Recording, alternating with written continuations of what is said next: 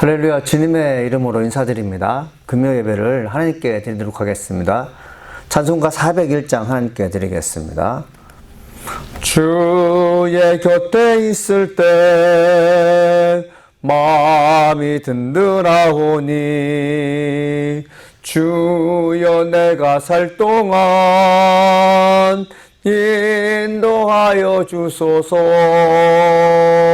주여 나를 인도하소서. 빠른 세상 살 동안 주여 인도하소서. 피난처인 예수여 세상 물결 험할 때 크신 은혜 베푸사 나를 숨겨주소서. 주여 나를 인도하소서. 빠른 세상 살 동안 주여 인도하소서. 세상 풍파 지난 후 영화로운 나라와 눈물 없는 곳으로 들어가게 하소서. 주여 나를 인도하소서. 빠른 세상 살 동안 주여 인도하소서.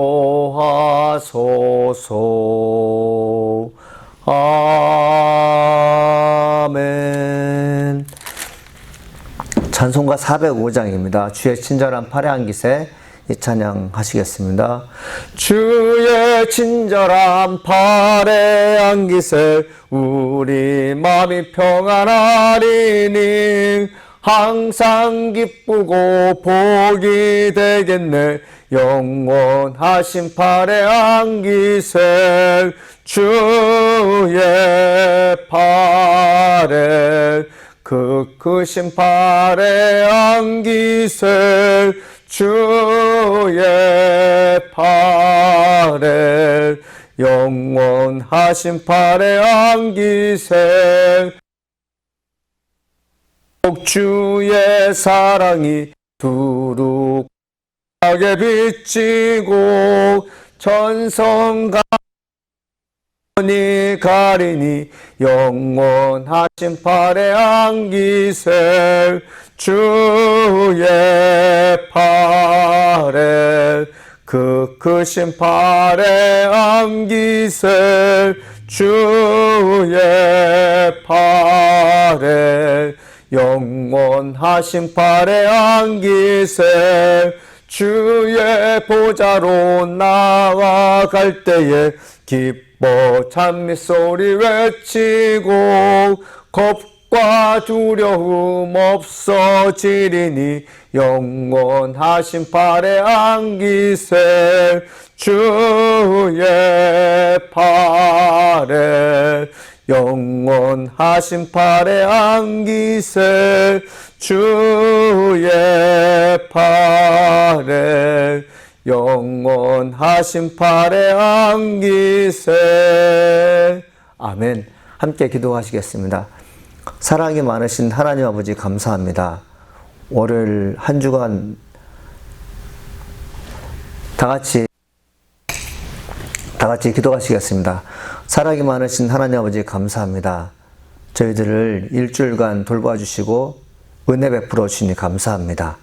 살 용기와 그리고 악한 영과 싸워서 이기는 저희들 되게 하시니 감사드립니다. 힘들고 어려울 때마다 예수님 한번 불러보게 하시니 감사드립니다. 주님 부를 때마다 주님의 음성 듣게 하시니 감사드립니다. 찬양으로 하루를 시작하며 기도로 하루를 마무리하는 저희들 되게 하시니 감사드립니다. 오늘 말씀을 통해서 저희들의 심령이 아름다워지게 도와주시옵시고 예수님께서 우리를 위해서 무엇을 하셨는가에 대해서 곰곰이 생각해보는, 그리고 이에 대해서 많은 은혜 받는 하나님 저희가 되게 도와주시옵소서. 살아계신 하나님 나사렛교회 성도들에게 하나님의 영이 충만하게 도와주옵소서.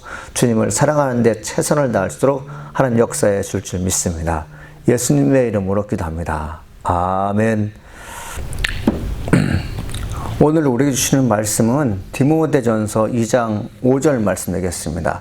신약성경 338쪽에 있는 디모데전서 2장 5절입니다. 제가 봉독해 드리겠습니다. 하나님은 한 분이시요 또 하나님과 사람 사이의 중보자도 한 분이시니 곧 사람이신 그리스도 예수라. 디모데전서 2장 5절 본문으로 중보자이신 예수님에 대해서 하나님 말씀 증거할 때 은혜가 있기를 간절히 소망합니다. 하나님이 모든 사람이 구원받는다는 사실을 알리기 위해서 사도 바울이 사도가 되었습니다. 우리 믿는 크리스찬들이 종종 내가 미워하는 사람들에 대해서 다음과 같은 생각을 할 수 있습니다. 저 사람은 생각하는 거나 행동하는 것을 봤을 때 절대로 예수 믿을 사람이 아니라는 생각을 하게 됩니다.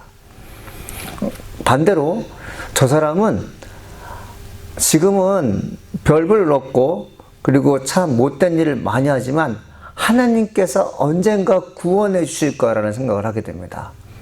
첫 번째 대상자와 두 번째 대상자는 왜 다를까요? 아닙니다. 첫 번째 대상자도 죄인이고 두 번째 대상자도 죄인인데 여러분 무엇이 다른 것입니까?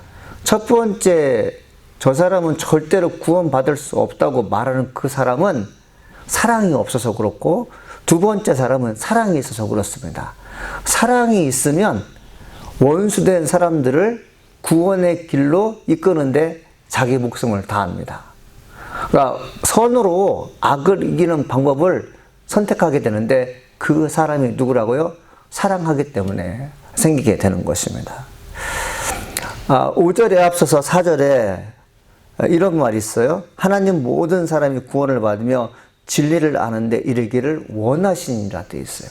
누가 말씀한 거죠? 바울이 디모데에게 편지를 써서 말씀하신 거지만 이것은 하나님이 바울에게 하신 말씀이었어요.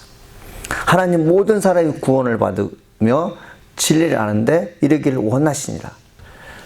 구원받기를 원하는 것도 하나님이 원하시고 예수를 알기도 하나님께서 원하시는 거죠. 성경에 기록된 이 말씀 우리가 붙잡고 살아야 됩니다. 이 말씀을 떠나게 되면 예수 믿지 않는 사람과 예수를 믿는 사람 살게 되고 내가 예수 믿는 사람이 된 것에 대해서 무척이나 감사하는데 한편으로 예수 믿지 않는 사람들에 대해서 복음을 증거하지 못하는 것에 대해서 마음 아파하지 않습니다. 우리 믿는 크리스찬들은 무엇을 해야 되는가 하면 내가 하나님의 은혜로 구원받았다는 것과 예수를 아는 것에 대해서 감사하시고 그 다음에 할 일이 뭐냐면 내 이웃을 향해서 복음을 증거하는 일이 바로 내가 해야 할 일인 것입니다. 바울은 이방인을 구원하기 위한 사명자로 부름받았다고 제가 말씀드렸죠. 그러니까 유대인들은 이를 거역했어요. 하나님의 선민이 이스라엘만이 구원받을 백성이라고 고집을 부렸습니다. 바울은 로마 교회에게 편지를 보냅니다. 하나님은 유대인들만의 하나님이십니까? 이방인들의 하나님은 되지 않습니까? 하나님은 이방인들의 하나님 되십니다. 하나님은 오직 한 분이시므로 그분은 할례를 받은 사람이나 할례를 받지 않는 사람이나 동일하게 믿음으로 의롭게 해주십니다. 로마서 3장 29절로 30절 말씀입니다. 오늘날 세상은 양분화되었어요. 예수 믿는 사람과 믿지 않는 사람은 구분지었어요. 여러분 예수 믿지 않는 사람과 예수 믿는 사람이 구분되었다는 것은 결과적으로 어떤 것입니까? 천국 갈 사람과 지옥 갈 사람이 나눴다는 거죠. 우리는 맨눈으로 어떤 사람을 향해서 저 사람은 지옥 갈 사람이야, 저 사람은 천국 갈 사람이라고 판정하고 단정지어야 됩니다. 세상을 심판하실 리가 하나님 한 분밖에 없는데 만일에 나의 입장에서 사람을 선택해서는 저 사람 지옥 갈 백성, 저 사람은 천국 갈 백성이라고 결정한다면, 심판한다면 이는 하나님과 같은 위치에 있는 것입니다. 이거는 교만한 것으로서 우리의 입을 통해서나 우리의 생각 속에서 절대로 하지 말 것은 뭐냐면 사람이 정하여서 구원받을 사람과 심판받을 사람으로 나눠서는 안 된다는 것입니다. 이것은 매우 잘못된 것이죠. 사도 바울이 이런 사람이었어요. 유대인만이 선민이다. 즉 하나님께서 구원받은 사람입니다. 그래서 예수 믿는 사람들을 핍박했어요. 예수 믿는 사람을 잡아다가 고문을 하는데 일조했던 인물이 바울이었습니다. 그런데 그가 예수 그리스도를 만난 후에 어떻게 바뀝니까? 하나님은 모든 사람이 구원받기로 한다는 것을 알게 됐어요. 여기서 모든 사람이란 뭘까요? 헬라인이나 야만인이나 구스인이나 유대인이나 죄인이나 할 것 없이 모든 사람이 구원받기로 원하시는데 바로 죄인이었던 바울조차도 구원받았다는 것에 대해서 그는 감격했던 것이죠. 하나님이 한 분이신데 이방인에게도 구원의 길이 열려 있다고 말씀하셨으면 하나님을 한 분으로 믿는 유대인들도 그걸 믿어야 됩니다. 유대인에게만 구원이 임했다고 말씀하시는 하나님이 이방인들도 구원에 이를 수 있다고 말씀하셨으면 하나님을 한 분으로 믿는 유대인들도 이방인을 구원시키겠다는 하나님의 말씀을 믿어야 됩니다. 여러분, 하나님은 내 편에서만 일하시는 분이 아니에요. 상대편에서도 일하시는 분입니다. 하나님은 나에게만 은혜 베풀으시는 분이 아니라 다른 사람에게도 은혜 베풀어 주시는 분이에요. 하나님의 은혜가 얼마나 광활한가 보면 원수조차에게도 하늘에서 비를 내려주십니다. 햇볕을 주십니다. 우리는 간혹 가다가 죄를 범한 백성들에게는 천재지변이 일어나서 그들을 심판하게 도와주옵소서. 하나님, 이곳엔 비가 내리지만 원수가 따는 중에는 아주 메마른 땅이 되게 하소서. 이런 아주 마음 약한 기도를 할 때가 있습니다. 여러분, 하나님이 어떤 분이세요? 모든 사람에게 은혜를 베풀어 주시는 사람이에요. 모든 사람에게 은혜를 베풀어 주시는 하나님을 이 땅에 사는 믿지 않는 사람들이 그 은혜에 대해서 감사하며 무릎 꿇고 항복할 때가 오는 것입니다. 그래서 하나님의 인내를 배운다는 것은 여러분 대단한 것이에요. 하나님께서 얼마나 인내하시면서 이 땅에 속한 백성들에게 구원을 베풀으신지 안다면 우리가 하는 선행은 아주 약한 것입니다. 저는 하나님 말씀 듣는 여러분들이 하나님의 인내를 가지고 세상을 심판하시며 또 하나님께서 구원의 감격을 얻기 위해서 이 땅에 속한 많은 사람들에게 은혜를 주신다는 것을 기억했으면 참 좋겠습니다. 이 텔레반이 장악한 아프가니스탄이 매우 어렵게 되었습니다. 텔레반이 장악한 그 아프가니스탄은 온통 아수라장이 되었습니다. 이 텔레반은 알라만이 절대적인 구원자라고 여겨요. 그래서 이 아프가니스탄에 살고 있는 예수 믿는 사람들을 파리 목숨보다 더 하찮게 여깁니다.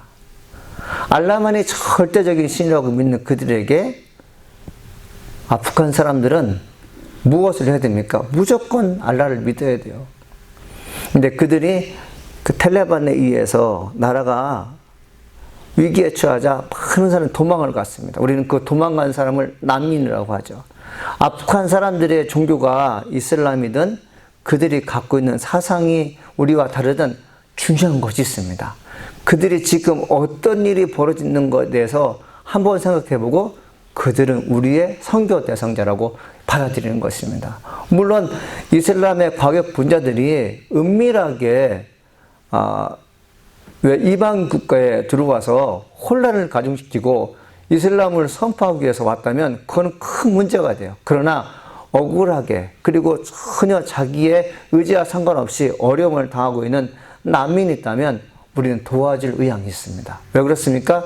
그들도 하나님이 사랑하는 사람이고 그들도 하나님의 말씀에 의해서 구원을 받을 사람이기 때문에 그렇습니다. 바울은 5절에서 중보자이신 예수님에 대해서 이렇게 소개하고 있습니다. 하나님은 한 분이시여 또 하나님과 사람 사이의 중보자도 한 분이시니라. 꼭 사람이신 그리스도 예수라. 이렇게 돼 있어요. 하나님이 한 분이라는 것은 모든 크리스찬이면 다 알고 있습니다. 그런데 하나 더 알 것은 뭐냐면 중보자도 한 분이라는 것을 알아야 돼요.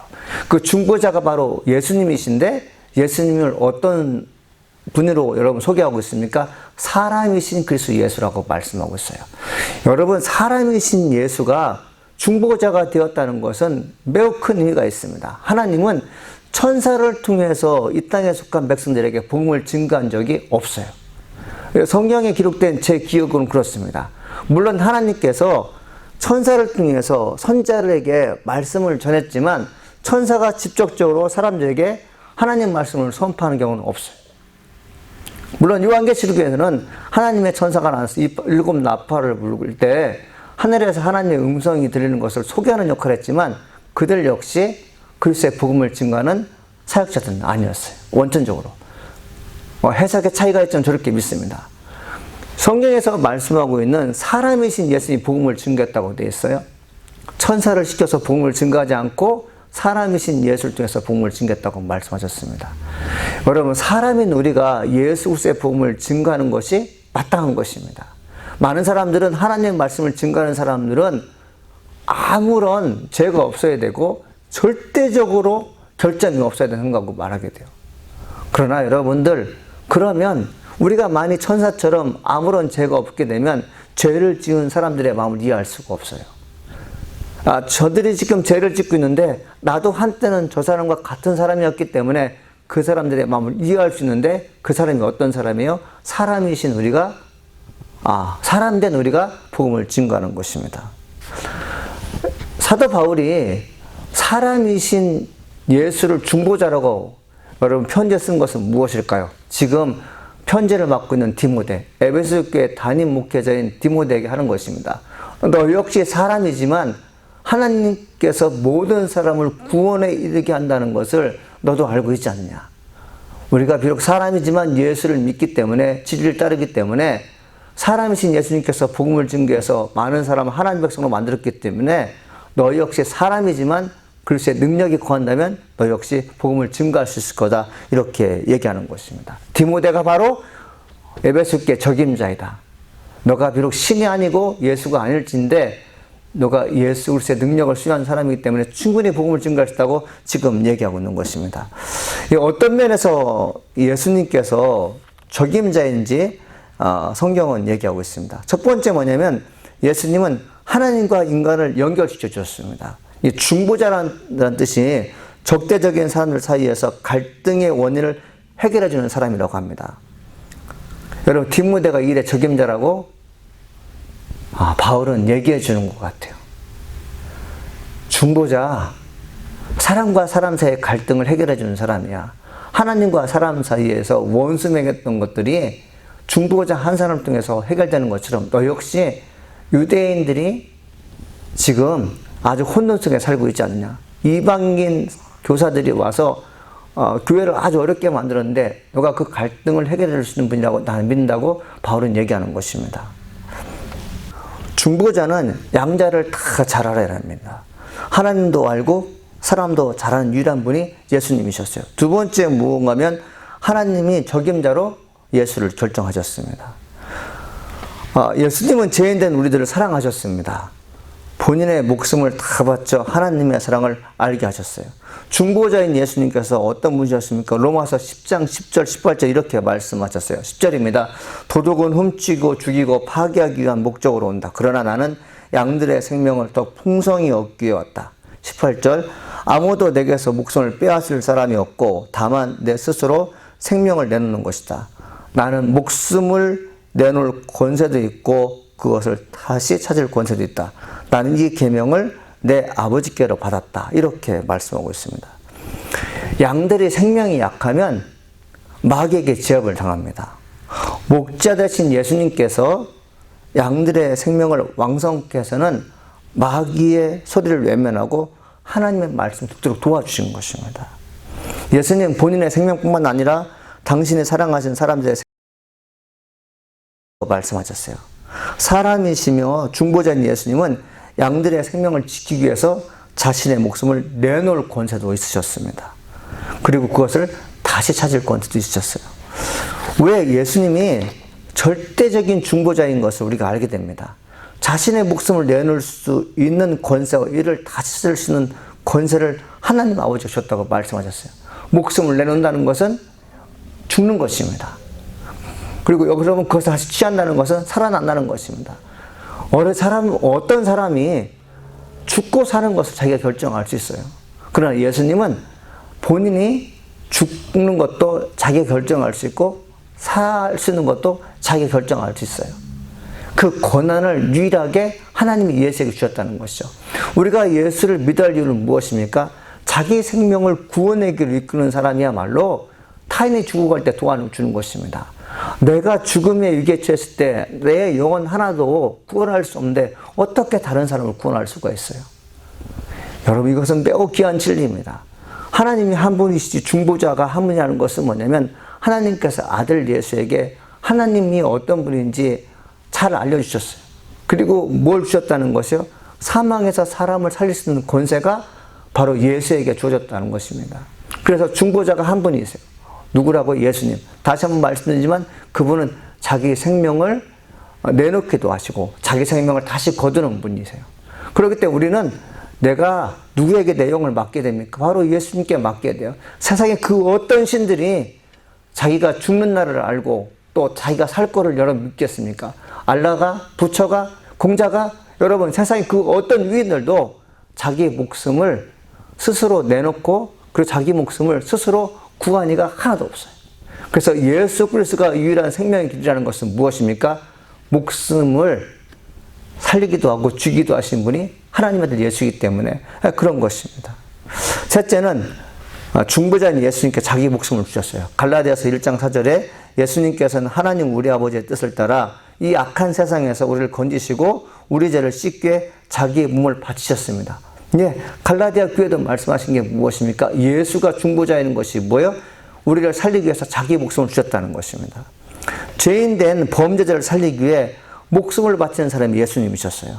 하나님과 죄인된 우리를 연결시켜주기에 목숨을 담보로 내놓는다는 것은 결코 쉬운 일이 아닙니다. 죽어 마땅한 죄인들을 위해 의인이 목숨을 내놓는 일은 이윤이 남지 않는 것입니다. 속된 말로 제정신이 아닌 사람이 하는 것입니다. 예수님은 제정신이 바뀐 분이라고 할 수 없는 일을 하셨는데 죄인들을 위해 자신의 목숨을 내놓는 것입니다. 중보자란 제정신을 갖고 복음을 증거할 수 없다는 것이죠. 세상의 영이 아닌 하나님의 영에 의해서 자신의 목숨을 주는 결과 내가 다시 사는 것입니다. 우리가 아주 잘 알고 있는 갈라디아서 2장 20절 말씀입니다. 이제는 내가 사는 것이 아니라 내 안에 계신 그리스도께서 사시는 것입니다.